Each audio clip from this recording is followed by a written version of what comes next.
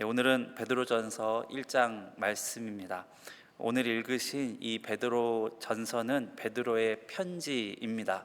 네, 제가 처음 신앙생활을 시작하고 이 베드로전서 설교를 들을 때에 그때 당시 설교해 주시던 목사님께서 베드로전서는 위로의 편지라는 별명이 있다라고 하는 그 말씀이 항상 기억에 남았습니다. 그래서 위로가 필요할 때 괜히 이유도 없이 펼쳐서 읽었던 책이 이 베드로 전서입니다. 베드로가 로마에서 수감 생활을 하면서 순교를 앞두고 있었을 때 지금 튀르키예의 북부 지역에 있는 이 교회들, 그곳에 있는 성도들을 향해서 쓴 편지로 전승에 남아 있습니다. 요즘은 SNS 때문에 세상이 참 많이 바뀌지 않았습니까? SNS 때문에 어느 나라에서는 혁명도 일어나고 있습니다. 이 친구 사이에서도 이 스마트폰 붙잡고 나 이렇게 살고 있다라고 올려두면 이 서로 직접적으로 연락을 주고받지 않아도 서로의 근황을 이렇게 서로 알게 됩니다. 저 같은 경우는 카카오톡 프로필 사진을 거의 애들 사진으로 일주일에 한 번씩 바꿔서 계속 도배를 해 놓거든요. 그러면서 저 애 넷 잘 낳고 잘 기르고 지내고 있습니다 하고 무언의 안부를 이렇게 한국의 카카오톡 프로필을 통해서 전하고 있습니다. 근데 고대에는 사실 그런 게 없지 않았습니까? 어떻게 지내는지, 어떻게 사는지 전달할 수 있는 방법도 없었고, 멀리 있는 사람에게 그것을 직접 물어볼 수 있는 방법도 없었습니다. 고대 시대로 가지 않더라도 이 이민 오신 초기를 생각해 보시면 한국하고 연락을 주고받는 게 굉장히 어려우셨지 않습니까? 제가 10살 때 저희 어머니께서 일본에서 일하고 계셨는데 어머니한테 보고 싶으니까 전화를 한번 걸려고 아빠 몰래 항상 가방 구석에다가 쪽지를 감춰놓고 있었어요. 그 종이 쪽지에 번호가 한 25개에서 30개 정도 쭈루루룩 적혀 있는 게 있었습니다. 공중전화에 가서 빨간 버튼 누르고 서비스 업체 번호 누르고 카드 번호 누르고 카드 비밀번호 누르고 나서 그 다음에 일본 국제번호하고 전화번호를 눌러야 저희 어머니하고 통화가 되는 그런 시기였습니다. 근데 그나마도 아껴 써야 되니까 이게 60분짜리다 그러면은 5분, 10분도 너무 아깝잖아요. 그래서 겨우 연결이 되면 엄마 목소리만 듣고 끄고 10살짜리, 11살짜리 애가 이 전화 부스 안에서 울고 또 얼굴 닫고 아무렇지도 않게 집에 들어가고 이렇게 연락을 주고받았습니다. 그 좀 시간이 지나고 나서는 한 070 인터넷 전화라는 게 생기고 나서 그때 조금 이제 통화를 그 외국에 사는 이 친지들이랑 연락을 나누는 게 수월해졌지만 사실 그 이전까지만 해도 국제 전화라고 하는 게 용건만 간단히 하고 끊고 이 생사 여부만 확인하는 용이지 않으셨습니까? 이 성경의 저자들도 생각해 보시면 신약 성경이 대부분 편지로 이루어져 있는데 먼 놈의 편지가 굉장히 깁니다.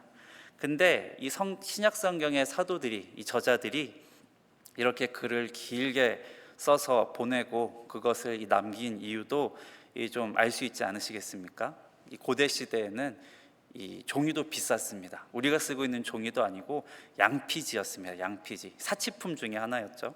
종이도 비싸고 귀했던 그 시대에 한 번 오갈 때 목숨을 걸어야 하는 아주 먼 거리에서 이 편지 한 장에다가 안부도 물어야 되고 또 잔소리도 해야 되고 격려도 해야 되고 이 필요한 것 좀 챙겨 보내라고 부탁까지 해야 되니까 그야말로 양피지 앞뒤에 꽉꽉 채워서 구구절절하게 써내려 간 겁니다. 특별히 오늘 본문 1장 1절에 보시면 베드로가 로마에 있는 베드로가 이 편지를 받아 읽는 사람들이 어떤 사람들인지를 먼저 이야기를 해주고 있습니다.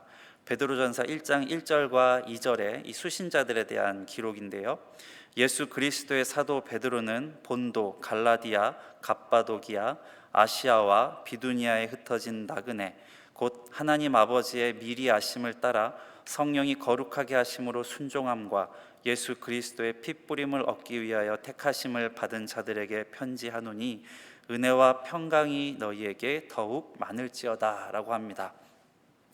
이 편지를 받아 읽는 사람들이 본도, 갈라디아, 갑바도기아, 아시아와 비두냐에 흩어진 나그네라고 이야기를 하고 있습니다. 이 흩어진 나그네, 이 지역에 흩어진 나그네라고 하는 말은요, 어떤 이유로 이 지역으로 사람들이 흩어져 갔다는 이야기를 하고 있는 겁니다. 그래서 이 지역들은 현재 튀르키예의 북부 지역, 이 흑해하고 접한 지역과 그 내륙을 포함합니다. 흑해라고 하는 곳은 지중해 위에 있어서 요즘에 이 우크라이나 전쟁 때문에 흑해 이야기가 많이 나오지 않습니까? 지도를 제가 준비를 했는데요. 이게 고대 이 베드로 전서가 쓰여질 당시에 로마의 영역입니다. 이 빨간 지역이 유럽에서 그 당시 로마가 차지하고 있던 이 영역이고, 저 위쪽에 있는 호수같이 생긴 게 흑해입니다.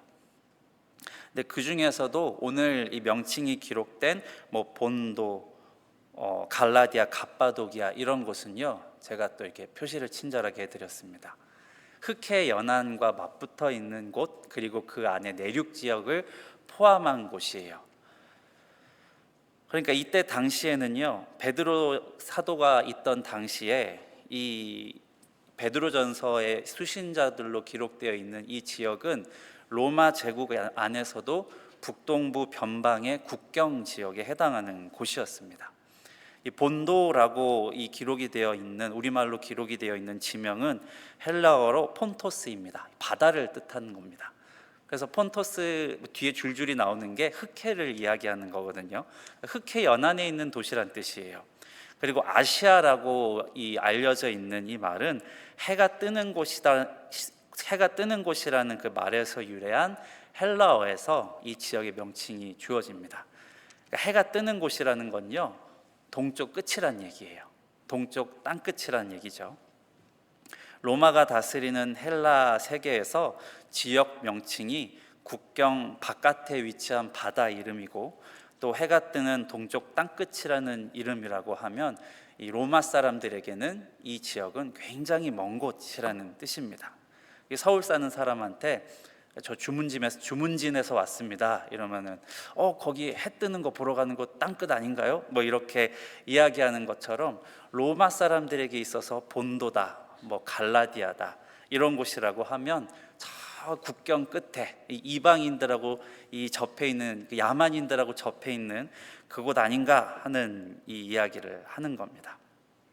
그래서 베드로전서의 수신자들을 생각하시면 이렇게 땅끝까지 흩어져 버린 나그네들을 이야기합니다.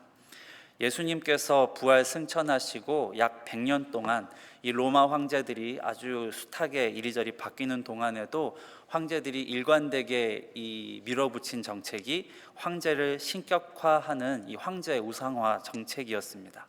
그리고 이 황제 우상화 정책의 제일 걸림돌로 항상 걸렸던 것이 기독교인들이었어요. 기독교인들은 황제를 향해서 절을 하지도 않고 황제를 신격화하는 것에 응하지 않았던 사람들이었거든요.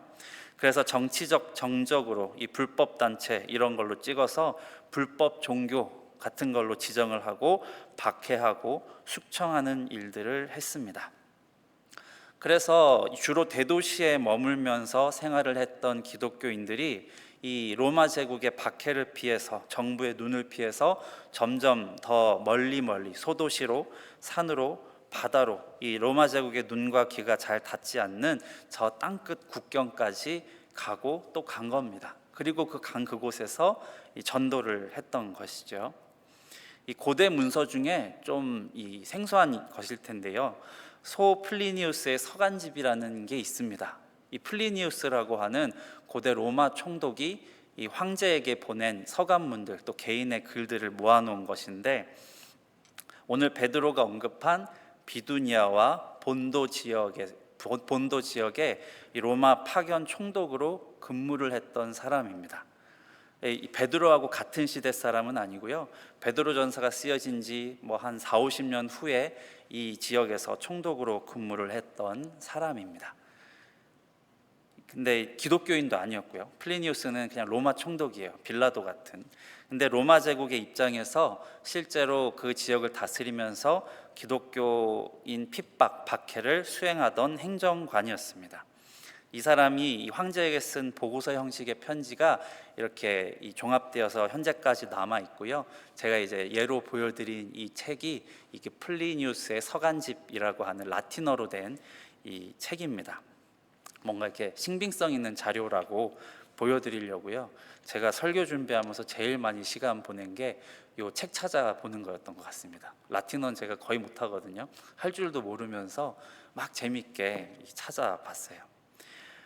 이 플리니우스의 서간집 10권의 96번으로 분류된 것이 이 제가 발췌한 곳인데요.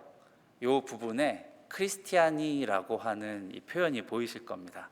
이 라틴어로 그냥 그 기독교인이라는 말입니다. 플리니우스가 황제에게 여쭙는 겁니다. 황제에게 여쭐 때 그 지역에서 수가 많아지고 있고 또 여러 가지 문제를 일으키고 있는 기독교인들을 재판할 때 내가 망설여지는 부분들이 있어서 이 황제의 고견을 여쭙습니다라고 하면서 이 편지를 보낸 것이 이 서간문 10권의 내용인데, 그 중에 제가 이제 발췌한 7절과 8절의 내용들을 한국어로 번역된 걸 제가 읽어 드리겠습니다. 7절인데요. 그들은 자신들의 잘못이나 오류의 전부가 이것이라고 주장했습니다. 즉 정해진 날 동트기 전에 모여서 그리스도를 신에게 하듯 교창을 하며, 찬양을 한다는 얘기죠. 노래하며 어떤 범죄를 저지르지 않기로 서약한다는 것이었습니다. 도둑질, 강도질, 간음을 하지 않으며 약속을 어기지 않고 맡겨진 임무를 거절하지 않겠다는 다짐이었습니다. 이 일을 마친 후 그들은 흩어졌다가 다시 모여 음식을 먹었는데 그것은 아주 평범하고 해롭지 않은 음식이었습니다 라고 이 황제에게 보고를 하고 있는 겁니다. 그리고 8절의 내용인데요. 저는 더 정확한 진상을 파악하기 위해 여집사라고 불리는 두 여종을 고문하여 조사하는 것이 필요하다고 믿었습니다. 그러나 저는 그들에게서 지독하고 지나친 미신 외에는 아무것도 발견하지 못했습니다 라고 이야기를 하고 있습니다. 이게 2000년 전 이야기예요. 2000년 전에 로마 제국 변두리에서 행해지던 그리스도인의 신앙생활 양식을 예수도 믿지 않는 로마 행정관의 시선으로 이렇게 진술을 한 겁니다.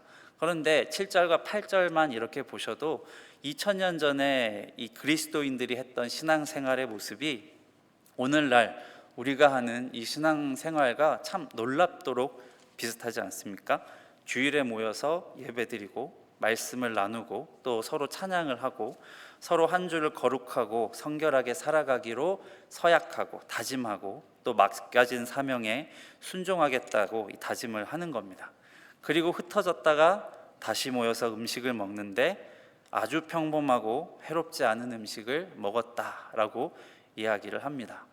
예배드리고 다시 모여 촌모임하고 또 세상을 살아가고, 이렇게 단순하지만 2000년 동안 주 예수 그리스도 안에 있는 성도들이 살아낸 교회의 모습입니다. 그리고 조금 전에 읽은 이 8절에 여집사라고 되어 있는데 제가 가로로 이 미스트리에라고 되어 있습니다. 미니스트리에라고 되어 있습니다. 이 미니스트리가 영어로 사역이지 않습니까? 이 미니스트리에라고 되어 있는데요, 사역자, 봉사자라는 뜻입니다. 뭐 우리로 치자면 여성 촌장님들, 우리 권사님들, 여집사님들, 여자 전도사님들, 이런 직분이었겠죠. 이 사람들을 고문해서 조사했다는 대목이 있습니다. 그래서 이 서신을 해석할 때 이들의 언어로 말하자면 로마 제국의 국경 변두리 마을에까지, 이 땅끝 마을에까지 기독교가 아주 심각하게 퍼져나가서 총독이 나서서 직접 그리스도인들을 신문하고 박멸하기 위해 힘썼다는 이야기가 됩니다. 먼저는 황제 숭배에 그리스도인들이 참여를 하고 있지 않으니까 정치적인 반동 세력으로 낙인을 찍었고요. 또 그리스도인들이 야기하는 문제라는 것이 이 지역 신전에 가서 제사 지내고 이 제물을 바치는 일에 참여하지 않는 데 있었습니다. 그러니까 신전의 수입이 자꾸만 줄어들고 이 지역에서 이 반감이 생기는 거예요. 지역의 신전들이 자꾸 손해를 보는 겁니다. 그러니까 왕따를 시키는 거예요. 그 지역 안에서 이 지역이 대대로 섬기던 이 신을 섬기지 않는 기독교인들을 이 왕따를 시키게 되는 겁니다. 그래서 베드로전서가 위로의 편지다라고 하는 이야기가 이런 배경에서 나오게 돼요. 이민을 간 사람들에 대한 이야기인 거죠. 예수를 믿는다는 이유로 살고 있던 터전, 대도시였을 수 있는데 살고 있던 터전에서 산으로, 바다로, 또 국경의 변두리 마을로 이주를 할 수밖에 없었던 이 주 예수 안에 있는 성도들에게, 심지어는 거기에서도 핍박을 받으면서 무시와 멸시를 당하는 이방인으로 살아가고 있는 성도들에게 베드로가 위로와 격려를 심어주기 위해서 쓴 편지라는 이야기입니다. 베드로는 먼저 이 산 소망에 대한 이야기를 합니다. 베드로전서 1장 3절과 4절인데요. 제가 읽겠습니다. 우리 주 예수 그리스도의 아버지 하나님을 찬송하리로다. 그의 많으신 긍휼대로 예수 그리스도를 죽은 자 가운데서 부활하게 하심으로 말미암아 우리를 거듭나게 하사 산 소망이 있게 하시며 썩지 않고 더럽지 않고 쇠하지 아니하는 유업을 있게 하시나니 곧 너희를 위하여 하늘에 간직하신 것이라 라고 이야기합니다. 이 부활의 이야기를 산 소망으로 연결지어서 그것을 이 썩지 아니하는 유업을 있게 하신 것이다, 이렇게 이야기를 하고 있지요. 죽음이라고 하는 건 단절을 의미합니다. 특히 고대 로마 제국 헬라 문화에서 말하는 죽음이라는 것은 숨을 거두고 그 육신이 무덤에 들어가게 되면 영혼이 어디론가 가거나 구천을 떠돌거나 아니면 그 존재 자체가 없어지게 되는 거라는 생각을 했습니다.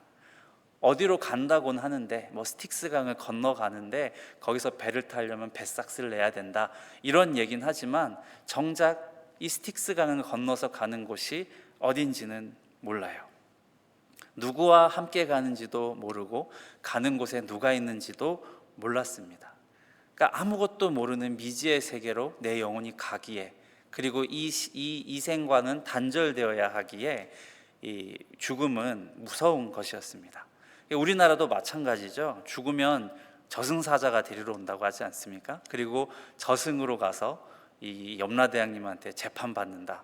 이 땅에서 잘 살았냐 못 살았냐, 그러고 나서 어디론가 가는데 어디로 가는지는 아무도 모르는 거예요. 가봐야 안다는 거죠.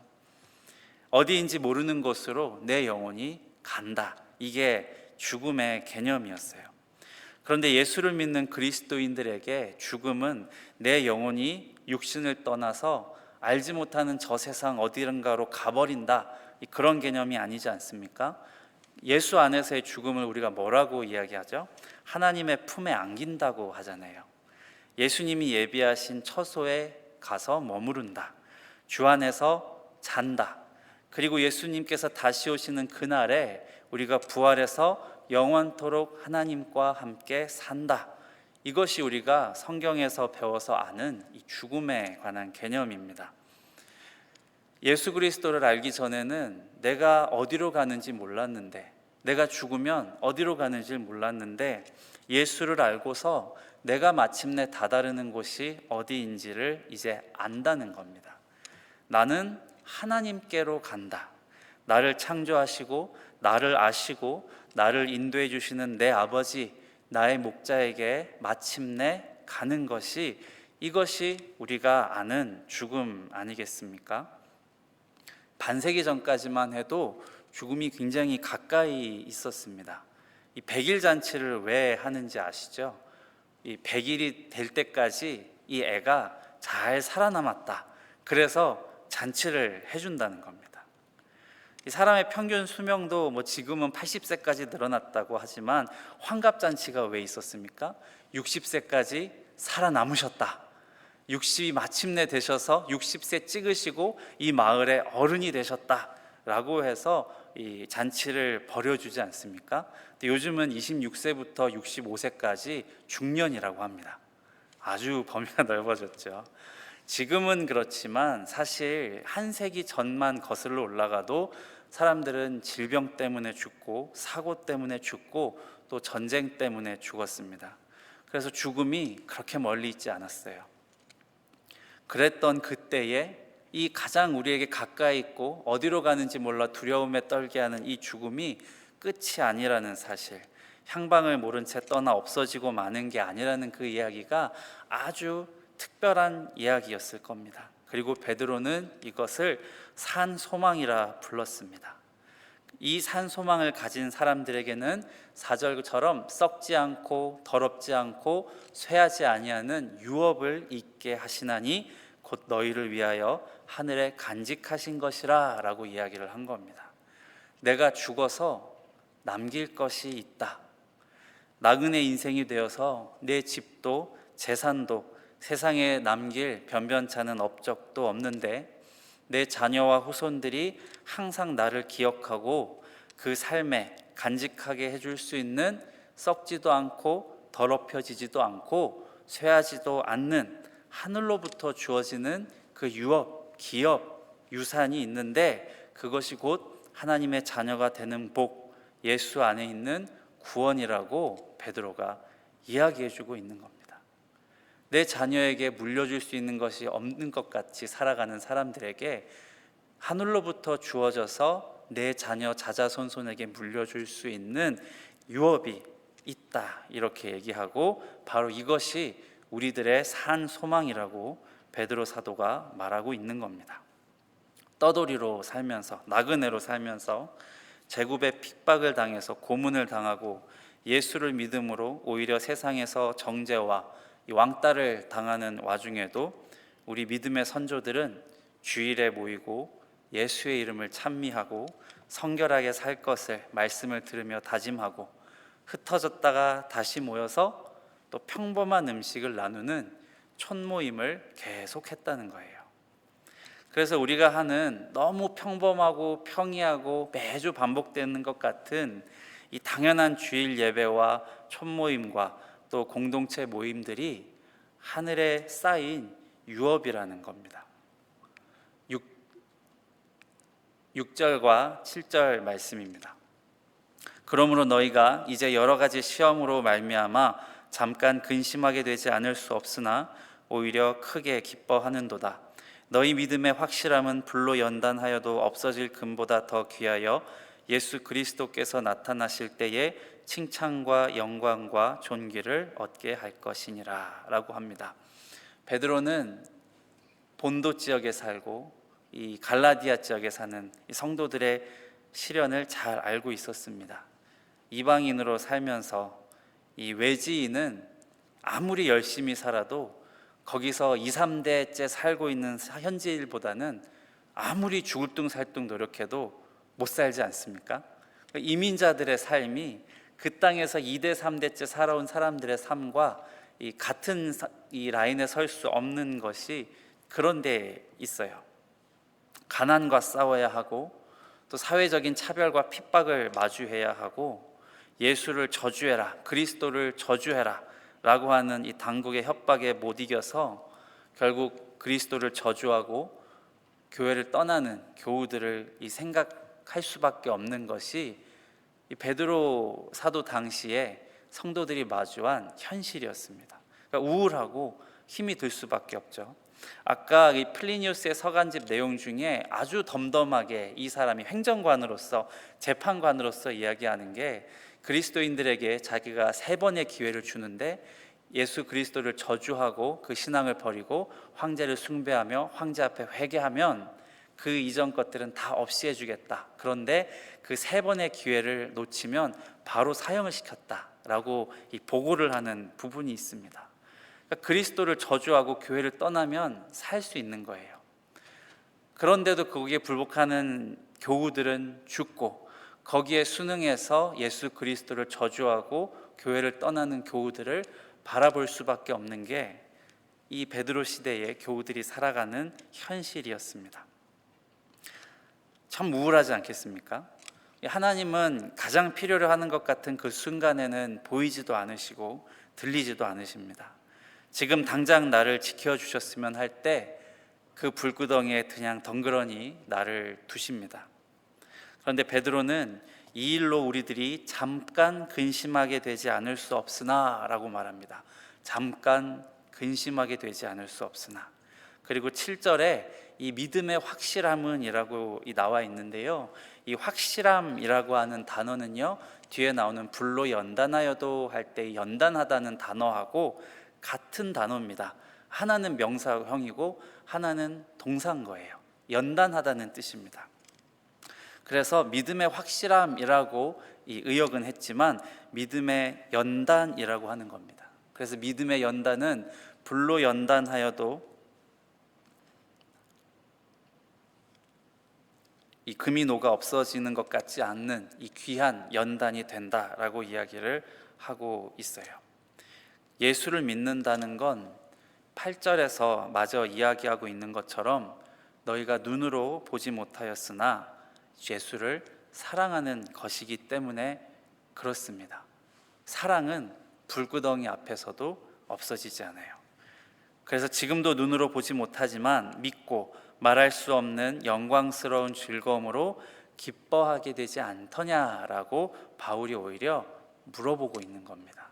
그래서 나에게 믿음이 있는가, 나에게 믿음이 없는가를 생각할 때 얘가 주 예수 그리스도를 사랑하는가를 생각하지 않을 수 없다는 겁니다. 기뻐하지 못할 것 같은 상황에서도 내가 본 적도 만난 적도 들어본 적도 없는 그 예수를 사랑하고 있는가는 거예요. 그리고 말할 수 없는 영광스러운 기쁨이 이 괴롭고 어렵고 힘든 상황 속에서 우리 안에 남아있게 되는 이유가 있다는 겁니다. 그것이 9절에 이야기하고 있는 바와 같이 믿음의 결국 곧 영혼의 구원을 받음이라 라고 그 배경 설명을 이 베드로가 또 해주고 있어요. 9절의 마지막 서술어가 구원을 받음이라, 받다라는 이 동사로 되어 있죠. 그런데 이게 원어의 의미는요, 지속적으로 계속 받고 있는 상태다는 걸 이야기를 합니다. 받았다도 아니고 받을 것이다도 아니고 지속적으로, 이게 어려운 말로는 분사형이라고 합니다. 계속해서 내가 구원을 받고 있다는 거예요. 믿음의 결론, 믿음의 완성, 믿음의 목적인 영혼의 구원을 우리가 계속해서 받고 있기 때문에 예수 그리스도를 사랑하고 어려움 가운데서도 잠깐 근심하지 않을 수 없으나 영혼의 구원을 받기 때문에 말할 수 없는 기쁨과 즐거움으로 우리가 신앙을 할 수 있다 이야기를 하는 겁니다. 주일 예배 질려보신 적 있으십니까? 매주 찾아오는 그 주일 아침만 되면 일어나서 교회 와서 예배를 드리는 그 주일 예배가 질려보신 적 있으십니까? 아니면 성찬식이 너무 무미건조해서 질려보신 적 있으십니까? 안 그러실 것 같습니다. 뭐 한두 번쯤은 몸이 피곤해서 힘든 일이 있어서 주일 예배도 이 성찬식도 그냥 마음에 안 다가온 적은 있지만 예배가, 성찬식이 막 질리고 물리고 그러시진 않으셨을 거예요. 왜냐하면 우리의 믿음이 항상 불구덩이에 있을 만큼 있어 봐서 연단되고 연단되어서 믿음의 결론인 영혼의 구원을 우리가 날마다 하늘로부터 받고 있기 때문에 주일에 예배에 오는 것이 질리지 않게 되는 겁니다. 성찬식에서 예수님의 피와 살을 떼어 받을 때마다 예수님께서 내게 허락해 주신 그 구원을 생각하면 너무 감격스러워서 그 성찬식이 질리고 물릴 일이 없는 거예요. 흩어지면 흩어질수록, 박해를 받으면 받을수록 믿음의 연단은 정결해지고 귀해집니다. 이 믿음은 기뻐할 것이 하나 없는 것 같은 핍박받는 구조 속에 있는 자들에게 말할 수 없는 즐거움을 주고 그 영혼을 기쁘게 한 겁니다. 먹고 사는 문제가 중요하죠, 그죠? 중요하고 또 요즘에는 어려워져서 심각해졌습니다. 그런데 하나님께서 나를 먹여주고 살려주셔야 하니까, 그래서 교회에 나와서 예배드리는 사람들은 사실 없습니다. 뭐 예배 나와야 하나님이 내게 먹을 것을 주고 내 삶을 연명시켜주고 그러니까 예배 가는 거지 해서 교회 오는 분들은 없습니다.